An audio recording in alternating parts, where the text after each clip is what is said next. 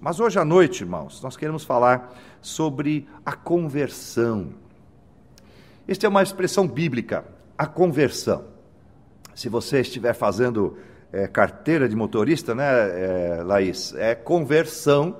O professor vai dizer assim, converta à direita, converta à esquerda, né? Desvia o poste, né? Então, você vai fazer a conversão. A palavra conversão, ela significa mudança de direção. O sentido bíblico é, você estava ainda naquela direção, a passos largos, a caminho da perdição, mas agora convertido, isto é, você vai voltar na outra direção, no caminho dos céus, no caminho da presença de Deus para a eternidade. Há 3 passos para a conversão humana. Alguns podem pensar apenas na salvação individual, mas eu gostaria de colocar isso no ambiente do livro de Atos, principalmente os capítulos 2 a 8, e do início da história da igreja, para compreendermos um pouquinho a nossa responsabilidade enquanto salvos. Qual é a razão pelo qual Deus nos salvou? Qual é a razão pelo qual a salvação nos atingiu? O primeiro passo desta conversão, o que ele significa? Começando por Atos, capítulo 2, versículo 41. Abra lá comigo a sua Bíblia, nós vamos varrer um pouco, alguns versículos, não de maneira exaustiva, apenas pontual, nos capítulos 2 a 8 do livro de Atos, onde vamos ver o que significa a salvação, em primeiro lugar, no complexo particular. Atos 2,41 diz assim, de sorte que foram batizados os que de bom grado receberam a sua palavra, e naquele dia agregaram-se quase 3.000 almas. Vamos orar mais uma vez. Eterno Deus, este é um ponto importante do culto, talvez o mais importante, um momento em que o Senhor vai nos falar diretamente pela Tua palavra. Que nós possamos estar ouvintes, receptivos, e que Teus servos sejam um instrumento nas Tuas mãos, de tal maneira que seja o Senhor falando através dele, Pai. Esta é a nossa oração contínua, para que o Teu servo, enquanto ser humano, falho e pecador, não atrapalhe a produção da Tua palavra em nosso meio, mas que ele seja servo Teu, de maneira que o Senhor o use como o Senhor desejar. E assim estas palavras que ouviremos de Sua boca não sejam dele, mas do Senhor. Para que haja edificação, para que haja transformação, para que possamos compreender um pouco melhor da Tua pessoa e usar este conhecimento para Te agradar mais. Assim, Pai, te peço por este momento especial de pregação, no nome do Senhor Jesus. Amém, Pai. Interessante. 3 passos. O primeiro passo é do mundo para Cristo. Notem, neste momento de inauguração da igreja, lá no capítulo 2 do livro de Atos, vamos lembrar que o livro é Atos dos Apóstolos.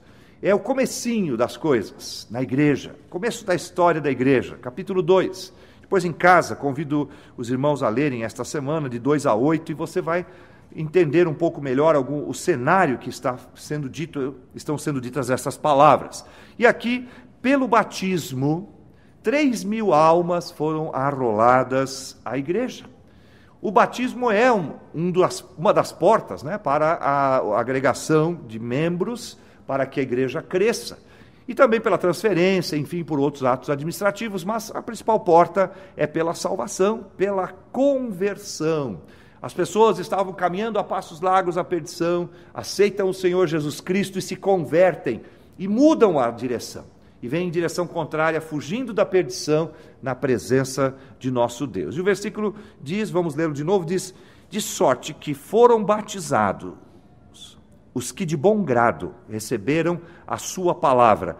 E naquele dia agregaram-se quase 3.000 almas. Vamos recapitular. O batismo não salva ninguém.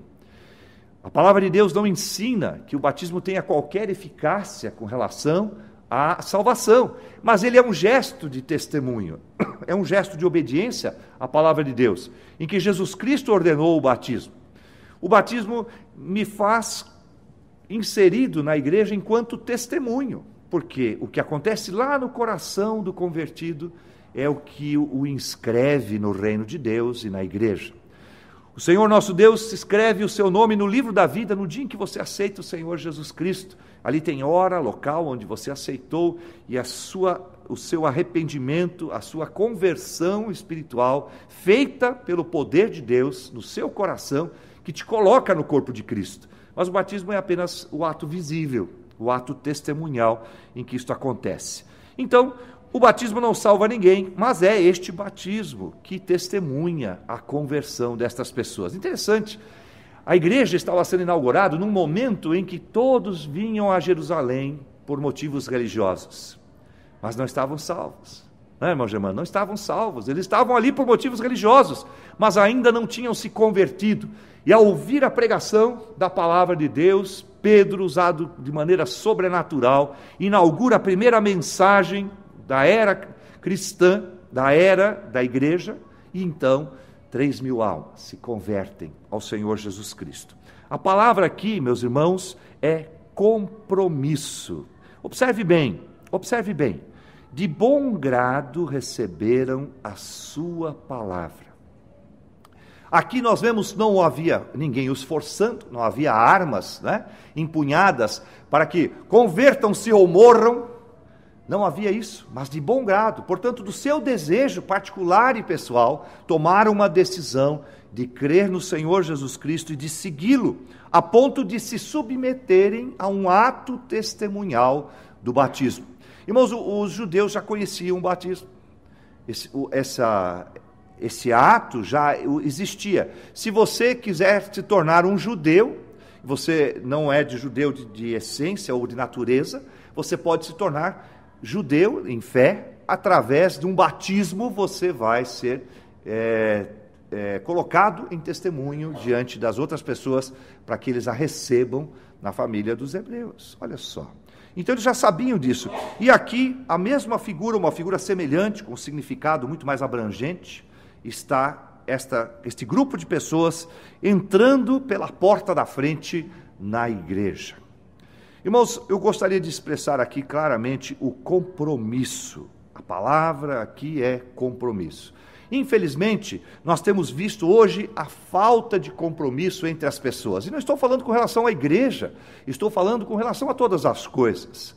Antigamente, a gente usava o tal do fio do bigode, não é? Era muito comum os homens terem bigode. E então, quando se prometia uma coisa, não precisava de documento. Hoje, nem mesmo com registro no cartório não é confiável, não é? Porque há quem imite um cartório lá e você está com um documento aparentemente registrado, com aquele carimbo holográfico, com a assinatura de alguém, e pode ser falsificado. Portanto, hoje a palavra não vale muito, e nem mesmo a escritura vale muito. Então, como é que podemos pensar uma igreja que também vem destas pessoas que vêm de fora e elas trazem o seu não compromisso para dentro? Isso é bastante sério. A conversão, ela não é apenas um ato de fé no Senhor Jesus Cristo, mas também um ato de compromisso com Ele. É um início de uma nova vida, é o início de uma nova carreira. E aqui então nós estamos vendo estas pessoas que diante dos judeus, num momento religioso importante, no centro religioso da sua fé, se converteram ao Senhor Jesus Cristo. Isso lhes causou problemas. Essas 3.000 pessoas provavelmente começaram a sofrer perseguições, como os apóstolos, como os discípulos enfrentaram, mas eles assumiram um compromisso com Jesus Cristo e o testemunharam a todos. Portanto, meus irmãos, o primeiro passo da conversão é com relação a Cristo, é sair do mundo e firmar-se na presença do Senhor Jesus Cristo. E a igreja do presente século está com problemas nesta área, porque há esta falta de compromisso.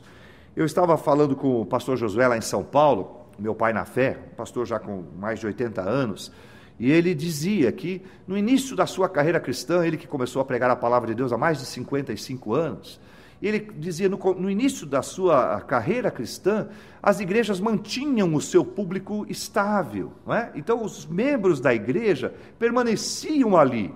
E aí não era uma questão doutrinária, mas uma questão de compromisso de fato. Hoje as pessoas ficam circulando de um lado para o outro e acabam não se firmando no compromisso com a sua própria igreja local, e isso tem causado dificuldades. E de certa forma, meus irmãos, tem sido feita uma globalização nas igrejas.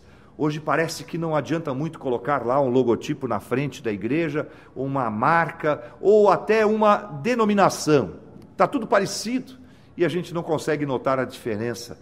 E, de certa forma, isso vem acontecendo não para uma melhoria, mas para uma vulgarização do sentido real da palavra de Deus. Isto é preocupante, porque nós precisamos, irmãos, é compromisso com o Senhor Jesus Cristo. Portanto, a primeira conversão nada mais é do que estava andando com o mundo e agora vem andar com a igreja.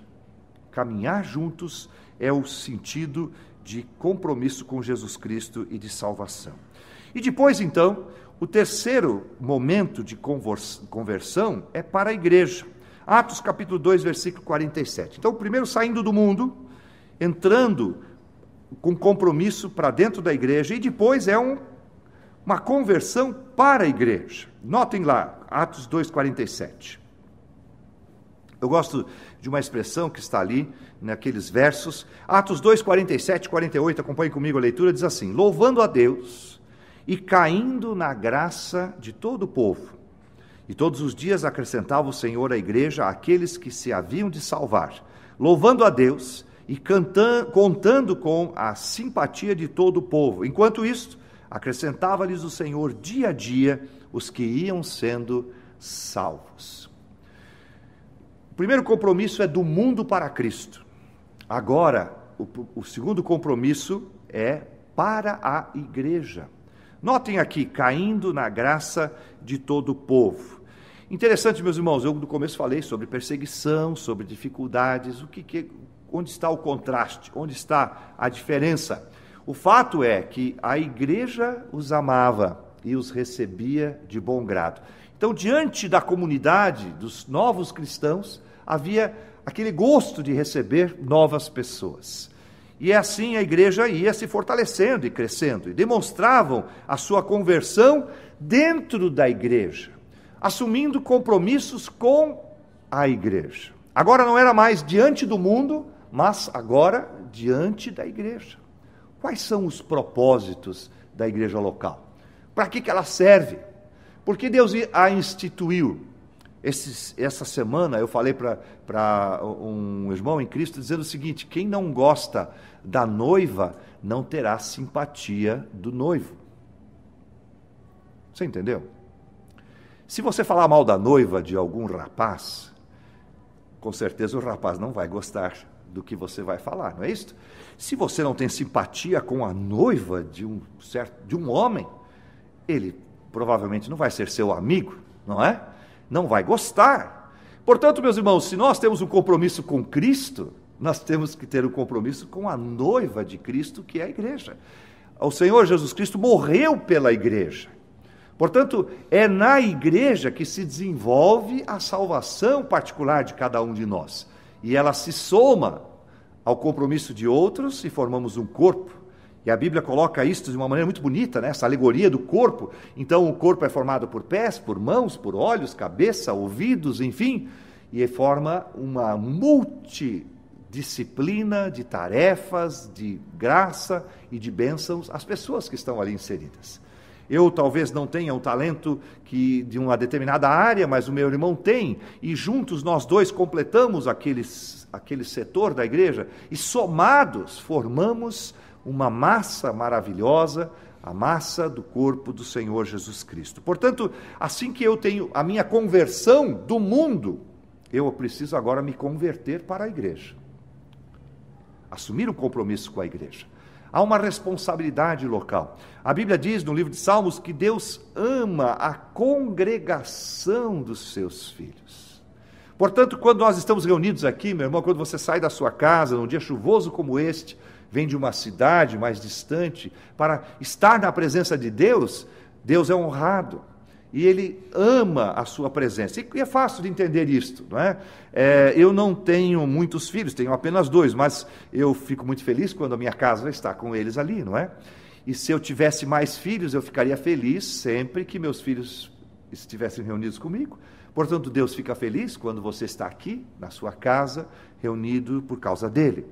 Então, veja só o versículo 2:47 de novo. Louvando a Deus e caindo na graça de todo o povo, e todos os dias, o resultado desta comunhão gostosa, o resultado deste compromisso com a igreja, produzia crescimento, e todos os dias acrescentava o Senhor à igreja aqueles que se haviam de salvar. Louvando a Deus e contando com a simpatia de todo o povo, enquanto isto, acrescentava-lhes o Senhor dia a dia os que iam sendo salvos. Eu estou lendo nas duas traduções o mesmo versículo, tá?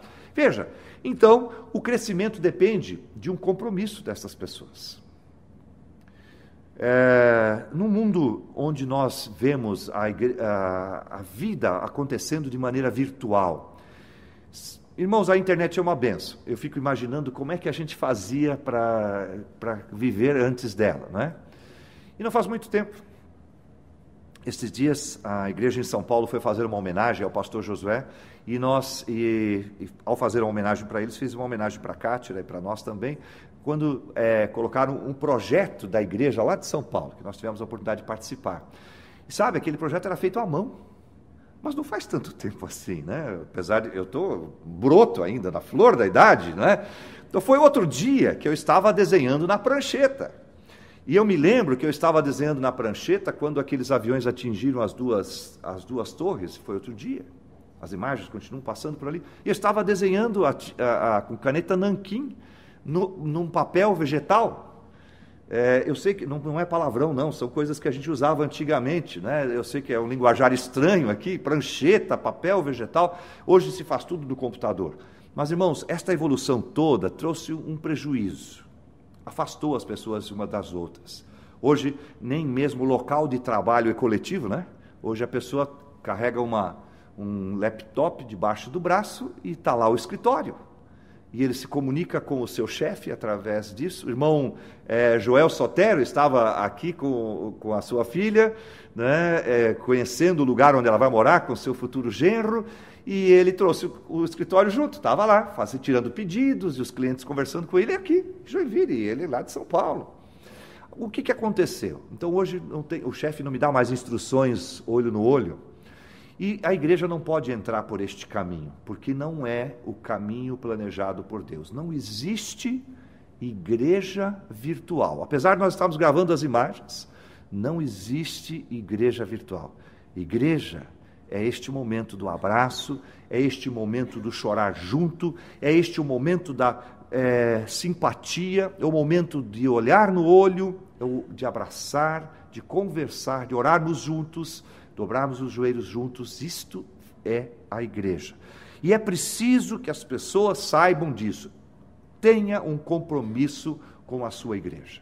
A mesma fé, a mesma esperança, os mesmos objetivos, o mesmo caminho, os mesmos planos. Afinal de contas, Deus vai nos usar como corpo quando nós estivermos unidos. Porque já pensou, né? Pense no que está acontecendo com você. Quando você se levanta, uma das suas pernas diz: não vou levantar. Vou ficar sentado. E o seu pé direito diz para o seu esquerdo: vai para um lado que eu vou para o outro. E o seu olho direito diz assim: você pode ir para lá que eu vou olhar para cá. E aí, como é que funciona? Não tem jeito, não é assim. O corpo tem que estar coeso, tem que estar unido. E esta figura que o Senhor nos usou, ela nos deixou claro, é para que você possa mostrar a sua conversão do mundo para Cristo e de Cristo para a igreja. Você vai mostrar a sua fidelidade para o Senhor Jesus Cristo, você vai mostrar a sua fidelidade para com a palavra de Deus dentro da igreja. E a partir daqui, levá-la para o terceiro momento, que é o momento do terceiro momento da salvação, é que novamente para o mundo, mas preparado. Sabe, meus irmãos, o que tem acontecido? Hoje nós temos visto cada vez mais cristãos solitários. Então, domingo de manhã, ele liga a televisão e tem as opções lá, ele pode assistir a igreja pentecostal, a igreja não sei o quê, a igreja não sei o quê, a igreja não sei o quê. Eles podem escolher uma e ficar sentadinho lá no seu sofá. Se ele tiver uma TV no seu quarto, não precisa nem ir para a sala, pode ficar lá no seu travesseirão, né? Ok? E aí como é que faz? Que compromisso ele tem? Qual é o amor, o calor, e enfim, como é que a célula se conversa? E aí nós temos então um corpo esquartejado. O rim está de um lado, o fígado do lado do outro, o olho está não se sabe aonde, perdeu a cabeça. Não funciona. Não é assim que deve ser. E o que tem acontecido, irmãos, hoje nós estamos vendo crentes presunçosos, achando que sabem de tudo e que não precisam mais da comunhão com os outros irmãos. Queridos, não é assim que Deus planejou a igreja. Não é assim que Deus planejou o relacionamento com a sua noiva. Eu tive um namoro com a dona Cátira que não foi virtual, mas foi por carta.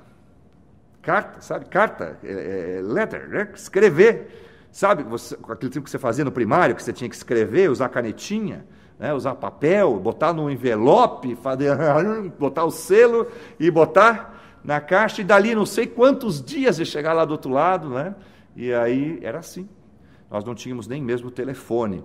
E a Cátria estava a 1.100 quilômetros da minha casa. Como é que o pastor conheceu ela? Visitando meu avô, fomos à igreja onde meu avô frequentava, e lá tinha uma moça bonita recitando poesias na igreja, né? E aí o coração bateu mais forte, a paixão, né? E assim foi que Deus plantou o amor no nosso coração, e nós começamos a nos relacionar através de carta. Sabe, não foi nada bom, foi triste, foi difícil. Hoje, né, é um pouquinho mais fácil, né? Você vai lá no laptop, tem um buraquinho assim, uma lentezinha na frente do laptop, você ajusta ela para ficar pertinho de você e você consegue conversar com o outro lado. Mas que tal namorar assim? Vou perguntar para o mais recente casal aqui. Seria bom assim? O que um casal quer? Carinho, né? Aconchego, tocar, sentir o calor, o perfume. E é isto, meus irmãos, nós somos irmãos em Cristo. Nós temos que sentir o calor um do outro, o abraço, pegar na mão, caminhar junto. A Bíblia diz que quando estiverem dois juntos, um caindo, o outro levanta e o esforça. Isso não dá para fazer virtualmente, mas é necessário que estejamos juntos, um compromisso com o corpo. Isso significa participação. Efésios capítulo 5, versículo 2 e depois também versículo 25. A Bíblia diz que Cristo amou a sua igreja. Então, se alguém está tentando matar a igreja, vai se ver com Cristo, não é? Vai ofender a noiva? Vai se ver com Cristo. Fale mal da minha noiva para ver. Vai se ver comigo. Efésios 5:2 diz assim, Efésios 5:2, andai em amor, como também Cristo vos amou e se entregou a si mesmo por nós, em oferta e sacrifício a Deus, em cheiro suave. Jesus se sacrificou pela igreja. E Efésios 5:25 tem um versículo aqui que traz a responsabilidade para os maridos, mas vamos entender que é usado o modelo de Cristo. Cristo é usado como modelo do amor entre um esposo e uma esposa. Veja lá, vós maridos, amai vossa mulher, como também Cristo amou a igreja e a si mesmo se entregou por ela.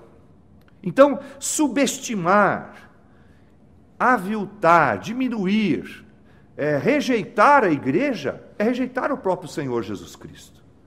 E esta igreja virtual que está por aí não interessa. E sabe, pode dizer o que quiser, podem vir métodos novos, pode acontecer a mudança que for no mundo. Jesus Cristo estabeleceu a igreja nos moldes que Ele quis, do jeito que Ele quis. Ele tem direito em fazer. Ele morreu por ela. Ele pagou um alto preço para que a igreja tenha o formato que Ele estabeleceu. E ninguém, nenhum ser humano tem autoridade ou nem mesmo foi lhe dado a prerrogativa de mudar qualquer coisa em relação à igreja. O modelo que Jesus estabeleceu, este é o modelo que vale, é o modelo que deve ser seguido. Portanto, devemos demonstrar amor para com a igreja. Vamos recapitular. Primeiro, a conversão é do mundo para Cristo. Depois, para a igreja. Enfim, para o corpo, fazer parte, entender que você é importante no corpo de Cristo. Depois, novamente, voltar-se para o mundo. Porque a igreja tem um tempo de maturidade. E o tempo da maturidade está em Atos, capítulo 8, versículo 4.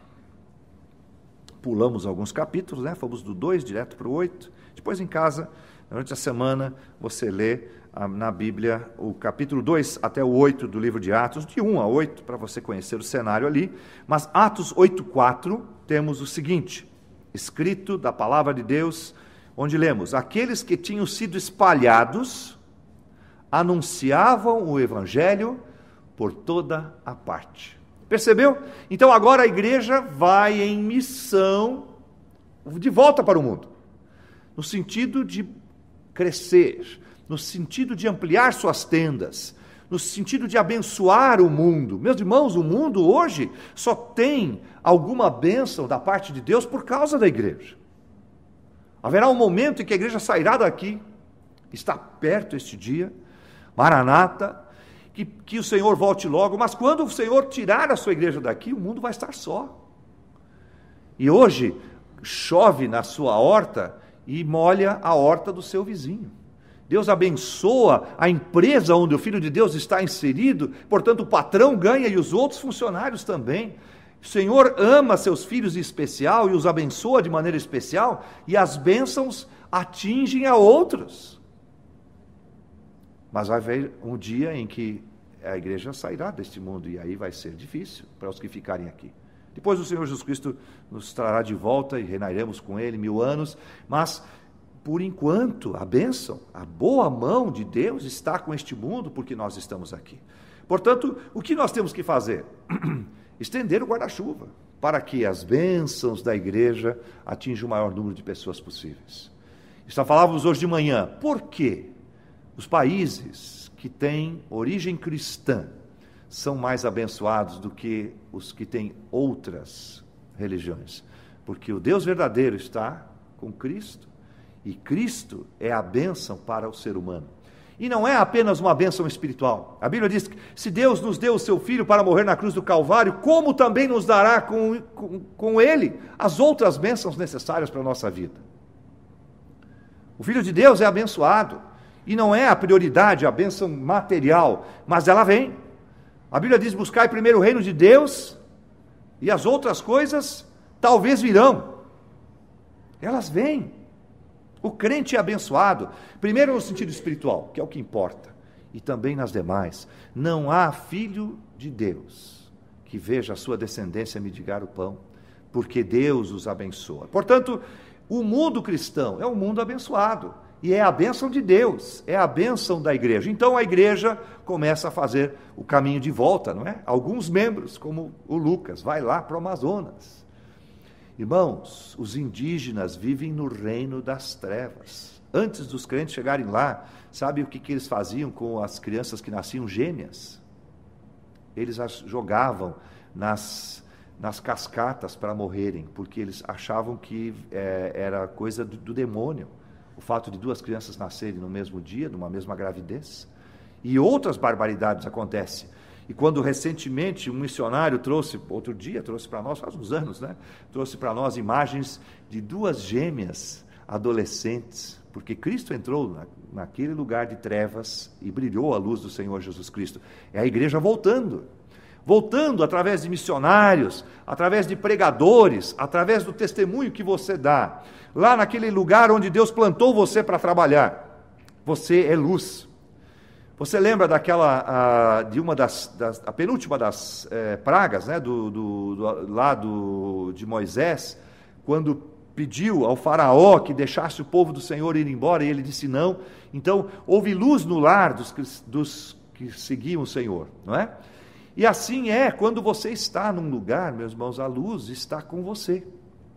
E se você lá na sua empresa é o único que salvo no Senhor Jesus Cristo, você é a luz que Cristo plantou ali. Brilhe a luz de Cristo, e ali você está levando a bênção da igreja através de um pequeno braço, né? Através de um pequeno dedinho, lá no seu trabalho, e seja a luz ali, brilhe a luz de Cristo, leve a bênção do Senhor para aquele lugar, e Deus vai abençoar o seu patrão, Deus vai abençoar os seus colegas de trabalho, e você será uma grande bênção, e muitas pessoas serão alcançadas. Portanto, a primeira conversão é do mundo para Cristo. Depois é converter-se para a igreja, inserir-se nela, fazer parte dela com compromisso.